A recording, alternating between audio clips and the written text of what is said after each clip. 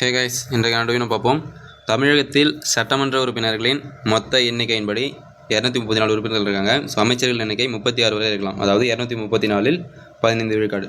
So பார்த்திங்க அப்படின்னா தமிழகத்தில் மொத்தம் சட்டமன்ற உறுப்பினரோட எண்ணிக்கை பார்த்திங்கன்னா மக்களால் தேர்ந்தெடுக்கப்படக்கூடிய உறுப்பினர்கள் 234 பேர். ஸோ ஆனால் கரண்ட்டில் பார்த்திங்கன்னா 234 ப்ளஸ் ஒரு ஆங்கிலோ இந்திய உறுப்பினர் ஆளுநர் நியமிப்பார். மொத்தம் 235 பேர் இருப்பாங்க. ஆனால் மக்களால் தேர்ந்தெடுக்கப்படக்கூடியவங்க 234 பேர் தான்.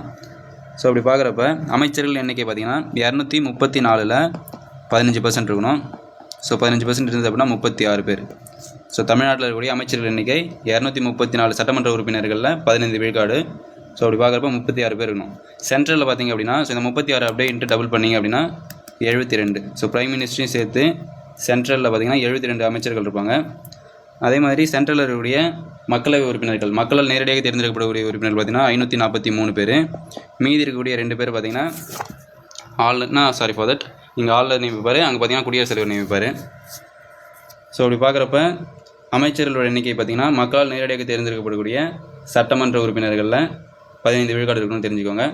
ஸோ தமிழ்நாட்டில் 36 பேர், சென்ட்ரலில் பார்த்திங்கன்னா 72 பேர். ஓகேங்களா? So okay. அதே மாதிரி இருக்கக்கூடிய அந்த ஒரு எக்ஸ்ட்ரா உறுப்பினர் பார்த்திங்கன்னா மாநிலத்தில் ஆளுநர் நியமிப்பார், மத்தியில் குடியரசுத் தலைவர் நியமிப்பார். Okay. So okay, yes, thank you.